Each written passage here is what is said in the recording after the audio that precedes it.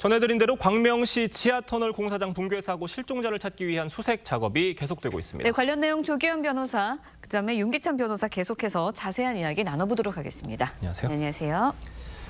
비가 내리고 있습니다. 날씨와 또 추가 붕괴 우려 탓에 실종자 수색이 하루 중단되기도 했는데 여전히 수색 작업이 더딘 상황이라고 합니다. 지금 어떻게 진행되고 있는 건가요? 11일 날 사고가 났잖아요. 예. 좀 황당한 사고로 저는 인식이 되는데 어쨌든 사고 난 이후에 13시간 만에 그 한 분은 이제 저희가 구조를 했어요.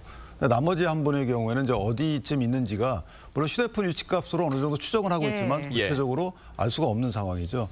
그런데 아마 추가 붕괴 위험도 있고 또 기상 상황도 좋지 않고 이게 저희가 처음에 이 안전진단 하다가 또 사고로 이어진 거라서 아마 구조하는 과정에서도 추가 붕괴 우려 때문에 좀 적극적인 활동을 이어지지 못하고 있는 것이 아닌가 이렇게 예측하고 있습니다. 네, 구조 작업도 좀 안타까운 부분이 있는데 사고 발생 그 지점에서도 안타까운 부분이 발생하고 있습니다.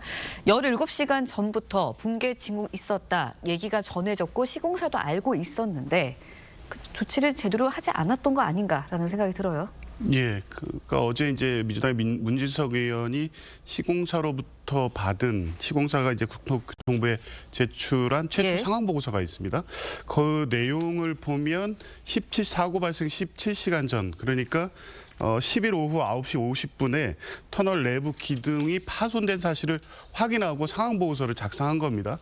그 상황 보고서에 첨부된 사진을 보면 이 터널 아치를 떠받치고 예. 있는 콘크리트가 파손이 돼 있고 또 빔 같은 파손된 흔적들이 주변에 있었다는 거죠. 그러면 누가 봐도 이게 위험한 상태라는 걸 알았기 때문에 그 시점 즈음해서 광명시에 시공사가 이 사실을 알리고 현장 근로자들은 철수시킨 것 같습니다. 그런데 그 이후에 이제 추가적인 네. 사고를 막기 위해서 보강 작업을 하던 중에 이 사고가 난 건데요. 전문가들은 그 상황 보고서를 보고 이런 정도의 균열이나 위험 상태였다면 이미 상당한 시간 전부터 사고 발생 위험이 있었을 것으로 보인다고 이제 보고 있기 때문에 그러면 시공사 측에서 안전 관리를 좀 소홀히 한 게 아닌가 이렇게 좀 지적되고 있습니다. 네. 지금 사고가 난 현장이 2년 전에도 감사원으로부터 경고를 받았다고 하는데 당시엔 어떤 문제가 있었던 겁니까? 그러니까 저 부분도 좀 이해가 안 되는 예. 부분인데 아마 이제 광역철도망 구축 실태 조사를 했나 봐요. 예. 그런데 그 보고서에 보면은 그 지역이 저 공사 형태가 그 이 아치형으로 두 개 터널을 뚫는 거거든요. 예. 그러면 그 주변의 안반이나 이런 그 형태를 이제 조사를 해봐서 만약에 부스러지기 쉽다 그러면 보강 조사를 공사를 해야 되는데 그럼 공사를 했다고 하지만 어쨌든 그 터널을 뚫는 곳 주변이 부스러지는 현상이 있었다는 거예요. 예. 시공사 시행사 측에서는 이 부분을 본인들이 보강했다고 하지만 보강의 정도나 방법이 적정했는지 이 부분에 대해서 아마 경찰이 전문적인 조사를 하지 않을까 이렇게 생각합니다. 네, 이처럼 이제 지하 공간 침하에 대한 시민들의 불안감이 커지고 있습니다. 어제 서울과 부산에서 크고 작은 싱크홀이 사고가 각각 발생하기도 했거든요. 실질적으로 뭐 서울시도 3년 동안 63건의 싱크홀 사고가 발생했다고 하는데 주민들의 불안이 커질 수밖에 없어요. 그럴 것 같습니다. 어제만 해도 이제 부산 사상구하고 서울 마포구 애옥의 역 두 예. 군데에서 싱크홀이 발생했고요.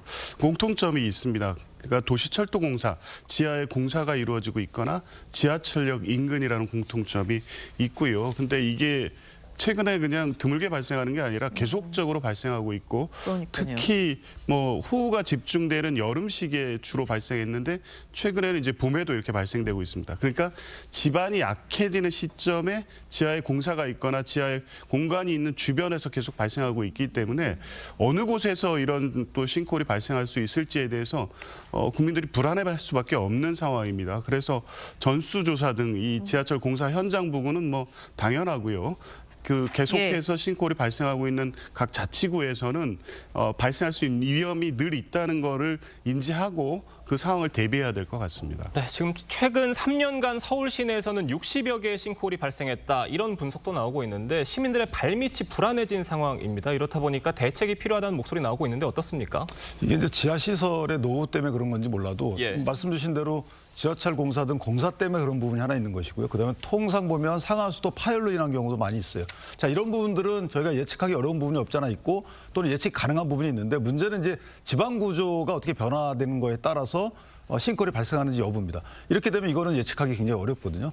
그렇다면 이제 지표 투과 레이더 등을 통해서 네.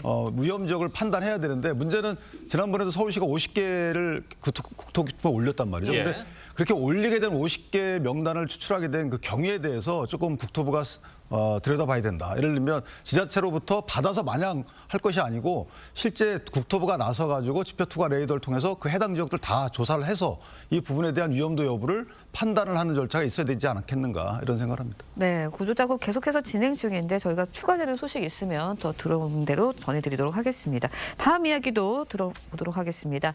윤석열 전 대통령의 내란 우두머리 혐의 형사재판 오늘부터 본격적으로 시작이 됩니다.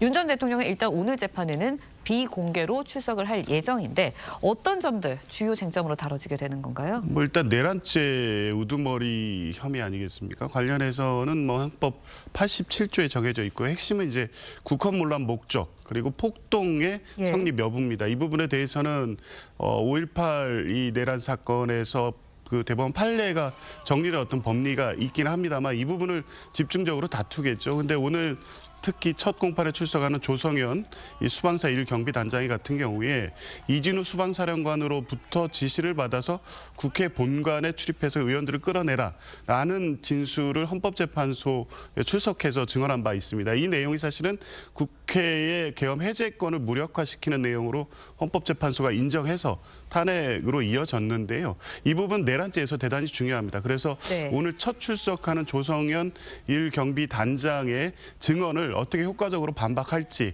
그래서 국회 기능행사 정지라는 국헌문란 목적을 부인할 수 있을지를 좀 관심 있게 지켜볼 대목입니다. 네. 근데 저 부분은 사실은 그 윤 대통령의 재판인데 예. 윤 대통령과 직접적인 관련은 없어요. 왜냐하면 저분들한테 지시를 했다는 부분은 이준우 수방사령관이고 그다음에 여단장이라는 거거든요. 그럼 윤 대통령으로부터 전달받았다는 것은 공소장에 따르더라도 이준우와 뭐 여단장인데 저분들은 직접 전달받은 바가 없거든요. 그래서 윤 대통령 입장에서 물어볼 게 없는 거죠. 저분들한테.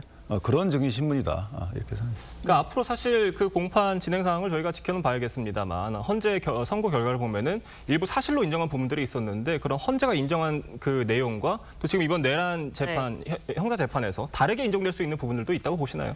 그 대표적인 예가 이제 곽종근 전 특수정사령관의 예. 진술이죠.